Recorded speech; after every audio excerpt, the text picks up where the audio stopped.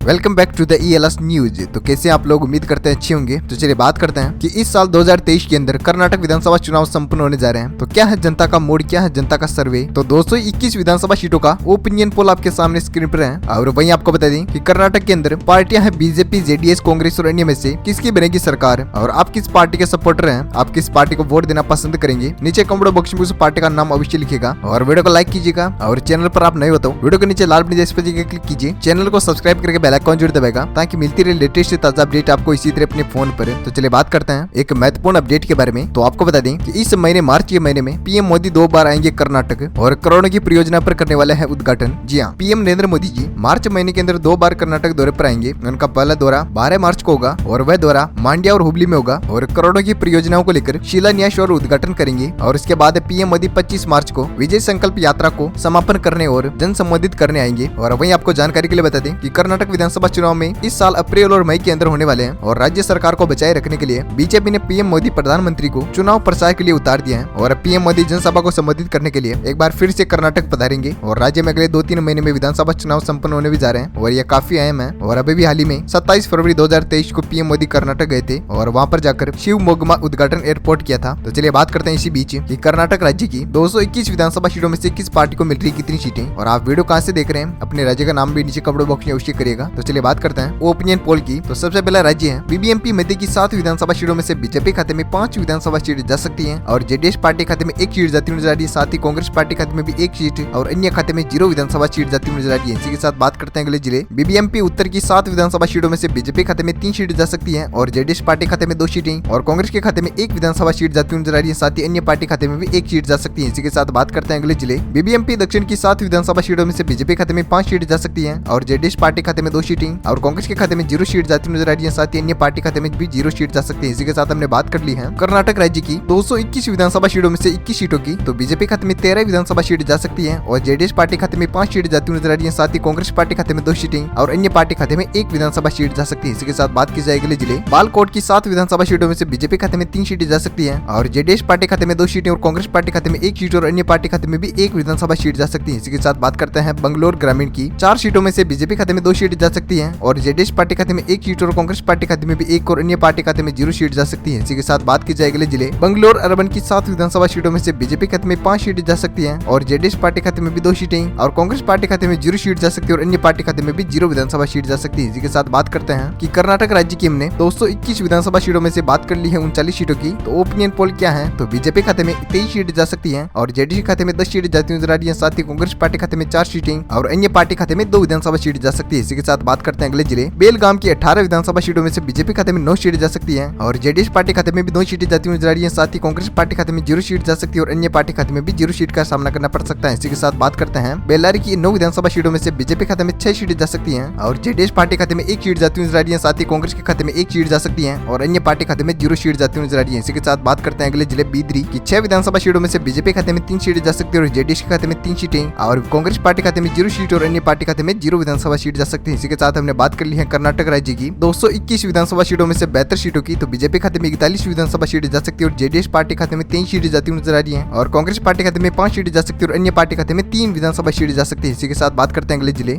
बीजापुर जिले की 8 विधानसभा सीटों में से बीजेपी खाते में 5 सीटें जा सकती है और जेडीएस पार्टी खाते में 2 सीट जाती नजर आ रही है। साथ ही कांग्रेस के खाते में 1 सीट जा सकती है और अन्य पार्टी खाते में 0 विधानसभा सीट जा सकती है। इसी के साथ बात की जाए चामराजनगर की 4 विधानसभा सीटों में से बीजेपी खाते में 2 सीट जा सकती है और जेडीएस पार्टी खाते में 1 सीट और कांग्रेस के खाते में 0 सीट जा सकती है और अन्य पार्टी खाते में 1 विधानसभा सीट जा सकती है। इसी के साथ बात करते हैं अगले जिले। चिकबलपुर की 5 विधानसभा सीटों में से बीजेपी खाते में 3 सीटें जा सकती है और जेडीएस के खाते में 1 सीट जाती नजर आ रही है। साथ ही कांग्रेस पार्टी खाते में 1 सीट और अन्य पार्टी खाते में 0 विधानसभा सीट जा सकती है। इसी के साथ हमने बात कर ली है कर्नाटक राज्य की 221 विधानसभा सीटों में से 89 विधानसभा सीटों की। तो बीजेपी खाते में 51 विधानसभा सीट जा सकती है और जेडीएस पार्टी खाते में 27 सीटें जा सकती है और कांग्रेस पार्टी खाते में 7 सीटें और अन्य पार्टी खाते में 4 विधानसभा सीटें जा सकती है। इसी के साथ बात की जाए अगले जिले। चिकमगलूर की 5 विधानसभा सीटों में से बीजेपी खाते में 3 सीटें जा सकती है और जेडीएस पार्टी खाते में 1 सीट और कांग्रेस पार्टी खाते में भी 1 और अन्य पार्टी खाते में 0 सीट जा सकती है। इसी के साथ हमने बात करते हैं अगले जिले। चित्रदुर्ग की 6 विधानसभा सीटों में से बीजेपी खाते में 2 सीटें जा सकती है और जेडीएस पार्टी खाते में भी 2 सीटें और कांग्रेस के खाते में 2 सीटें जाती नजर आ रही है। साथ ही अन्य पार्टी खाते में 0 सीट जा सकती है। इसी के साथ बात करते हैं अगले जिले। दक्षिण कन्नड़ की 8 विधानसभा सीटों में से बीजेपी खाते में 4 सीटें जा सकती है और जेडीएस पार्टी खाते में 2 सीटें जाती नजर आ रही है। साथ ही कांग्रेस के खाते में 2 सीटें और अन्य पार्टी खाते में 0 विधानसभा सीट जा सकती है। इसी के साथ हमने बात कर ली है कर्नाटक राज्य की 108 सीटों की 221 सीटों में से। तो बीजेपी खाते में 60 विधानसभा सीट सीटें जा सकती है और जेडीएस पार्टी खाते में 32 सीटें जाती हुई नजर आ रही है। साथ ही कांग्रेस पार्टी खाते में 12 विधानसभा सीटें जा सकती है और अन्य पार्टी खाते में 4 सीटें जा सकती है। इसी के साथ बात करते हैं अगले जिले दावणगेरे की 8 विधानसभा सीटों में से बीजेपी खाते में 5 सीटें जा सकती है और जेडीएस पार्टी खाते में 2 सीटें जाती हुई नजर आ रही है। साथ ही कांग्रेस के खाते में 1 सीट और अन्य पार्टी खाते में 0 सीट जा सकती है। इसी के साथ हमने बात कर ली अगले जिले धारवाड़ की 7 विधानसभा सीटों में से बीजेपी खाते में 4 सीटें जा सकती है और जेडीएस पार्टी खाते में 2 सीटें जाती हुई नजर आ रही है और कांग्रेस पार्टी खाते में 0 सीट जा सकती है और अन्य पार्टी खाते में 1 विधानसभा सीट जा सकती है। इसी के साथ बात करते हैं अगले जिले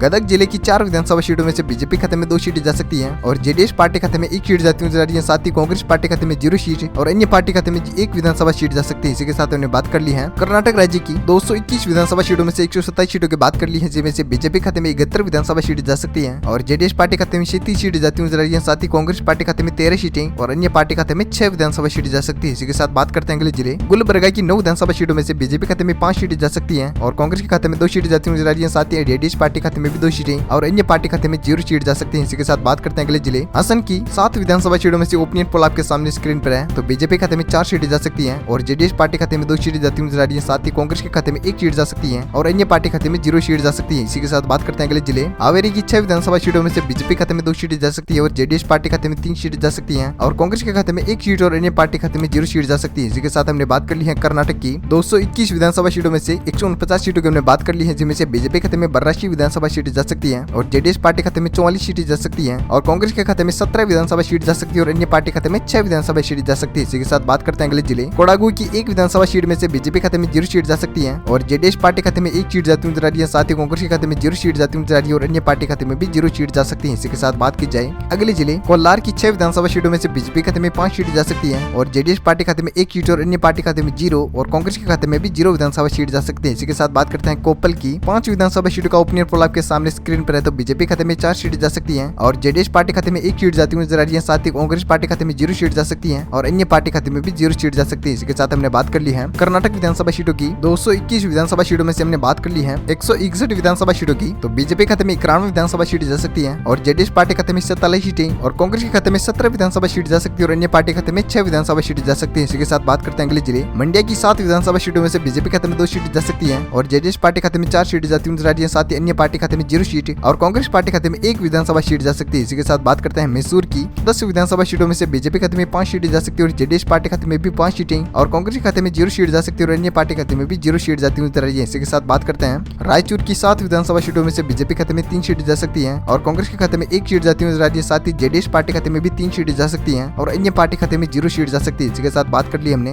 कर्नाटक की 221 विधानसभा सीटों में से 185 सीटों की। तो बीजेपी खाते में 101 विधानसभा सीट जा सकती है और अन्य पार्टी खाते में 6 सीटें जा सकती है और जेडीएस पार्टी खाते में 59 सीटें जा सकती है और कांग्रेस पार्टी खाते में 19 विधानसभा सीटें जा सकती है। इसी के साथ बात करते हैं अगले जिले रामनगरम की 4 विधानसभा सीटों में से बीजेपी खाते में 2 सीटें जा सकती है और जेडीएस पार्टी खाते में 1 सीट जाती हुई नजर आ रही है। साथ ही अन्य पार्टी खाते में 0 सीट और कांग्रेस के खाते में भी 1 विधानसभा सीट जा सकती है। इसी के साथ बात करते हैं अगले जिले शिवगोमा की 7 विधानसभा सीटों में से 6 सीटें बीजेपी खाते में जा सकती है और जेडीएस पार्टी खाते में 1 सीट जा सकती है और कांग्रेस के खाते में 0 सीट जाती हुई नजर आ रही है। साथ ही अन्य पार्टी खाते में 0 सीट जा सकती है। इसी के साथ बात करते हैं तुमकर की 10 विधानसभा सीटों में से बीजेपी खाते में 5 सीटें जा सकती है और कांग्रेस पार्टी खाते में 1 सीट जाती हुई नजर आ रही है। साथ ही जेडीएस पार्टी खाते में 4 सीट जा सकती है और अन्य पार्टी खाते में 0 सीट जा सकती है। इसी के साथ हमने बात कर ली है कर्नाटक राज्य की 221 विधानसभा सीटों में से 206 सीटों की। तो बीजेपी खाते में 114 विधानसभा सीटें जा सकती है और जेडीएस पार्टी खाते में 65 सीटें जा सकती है और अन्य पार्टी खाते में 6 सीटें और कांग्रेस के खाते में 21 विधानसभा सीटें जा सकती है। इसी के साथ बात करते हैं अगले जिले उडुपी की 5 विधानसभा सीटों में से बीजेपी खाते में 4 सीटें जा सकती है और जेडीएस पार्टी खाते में 1 सीट जा सकती है और कांग्रेस पार्टी खाते में 0 सीट और अन्य पार्टी खाते में भी 0 विधानसभा सीट जा सकती है। इसी के साथ बात करते हैं उत्तर कन्नड़ की